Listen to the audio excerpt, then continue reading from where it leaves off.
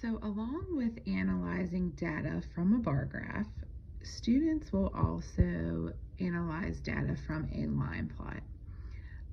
A couple years ago, they were exposed to quite a few line plots in second grade.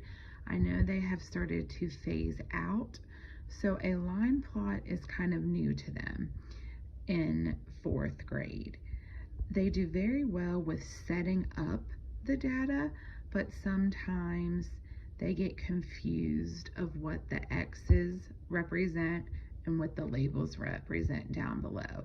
So you'll notice once we get started, I've added a couple labels that I try to use to help my students understand what the X's are representing and so forth. Lisa joined a summer book club. For 12 days, she recorded the number of chapters she read each day. So day 1, she recorded how many. Day 2, she recorded how many. Lisa's results are shown in the line plot. So here's an example. My line plot is talking about the days that she spent for summer reading. And when I look at my numbers down at the bottom, the numbers are not my days, because if you noticed, it only goes up to 6, but they told us that she read for 12 days. So my X's are representing my days. And so we kind of have a discussion about that. And once again, some students may even want to do an extra step for labeling. So let's talk about what the line plot represents. So if my X's represent days, that means she, for 1, 2, 3 days, 3 of the days, let's just say Sunday, Monday, and Tuesday, she only read 1 chapter. After she finished 1 chapter, she stopped reading for the day. But for 1, 2, 3, 4 days, she read 2 chapters. So let's say for Wednesday, Thursday, Friday, and Saturday, she read 2 chapters before she stopped. For 2 days after that, she read 3 chapters. For 2 days again, she actually kept reading and she read 4 chapters. There was only 1 day where she read for a really long time and she actually read 5 chapters. And there weren't any days where she sat down and read 6 chapters. So if you can get the students to understand that whole process we just talked about, analyzing the data will obviously be a lot easier for them. So the X's are representing the days, the numbers are representing how many chapters she read. Okay? Does the line plot show categorical or numerical data?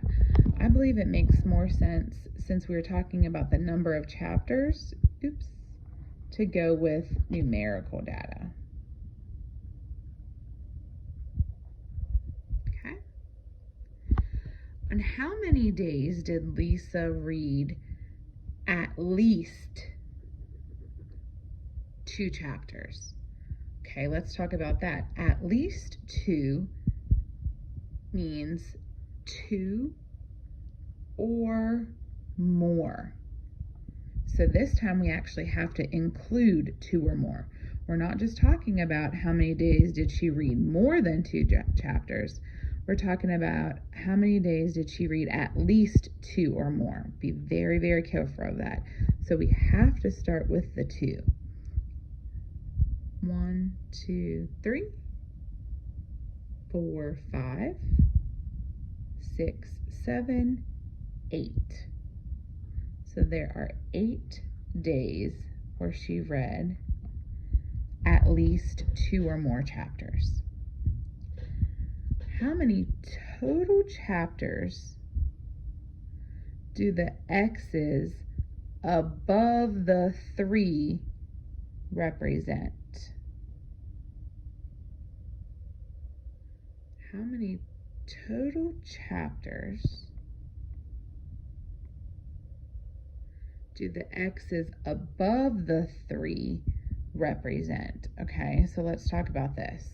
So above the 3, let's find our 3 and go above it. So there was one day where she read 3 chapters, and there was another day where she read 3 chapters. So that's like taking 3 plus 3, because there were 2 days where she read 3. So if you want to find the total would be 6. Okay, that could be a little tricky for them as well. So how many chapters did Lisa read in 12 days? Okay. Explain how you found the total number of chapters Lisa read. So I'm going to show you how I would work it out here. This could also be a little bit tricky. So we are only reading 1 chapter right here, right? So there were 3 days where she only read 1 chapter. So we would kind of talk about 3 times 1 would give me 3 for this right here, right? So that's 3 chapters. So I'm going to kind of make an equation, okay?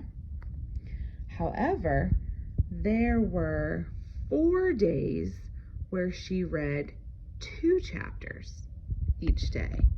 So let's use some multiplication. 4 times 2 equals 8. So that would be a total of 8 chapters right there. Add it to our equation. Now there will be some 4th graders that come to you, they will not understand our simple multiplication at first. So if you literally have to add 2 plus 2 plus 2 plus 2, they may understand that repeated addition, okay? There were also 2 days where they read 3 chapters. So 2 times 3 is going to give me 6 chapters right there. There were 2 days where they read 4 chapters each day. So 2 times 4 we know gives us 8 again. All right. So add an 8 to our equation.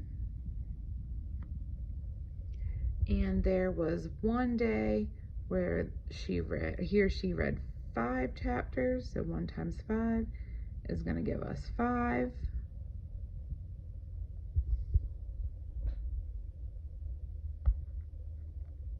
And there weren't any days that she read 6. Okay, so this is what I would definitely consider one of the multi-step questions that we will see listed for analyzing data.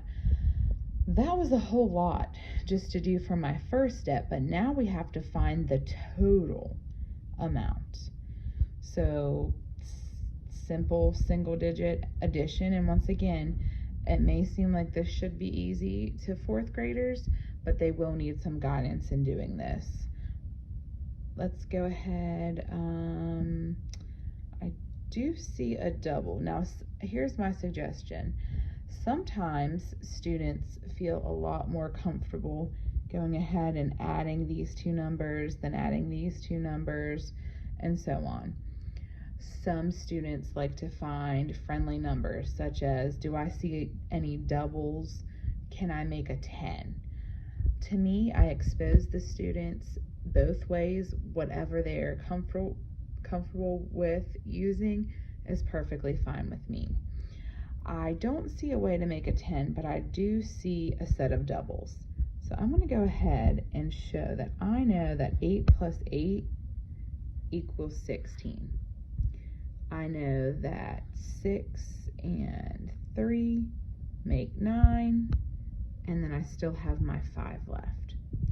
So I can go ahead and say, I put together 9 plus 16, I can stack it up right here. I know 9 plus 6 is 15. Carry that 1 to get 25. Now, don't forget that last 5 right there. And I know 25 plus 5 gives me 30.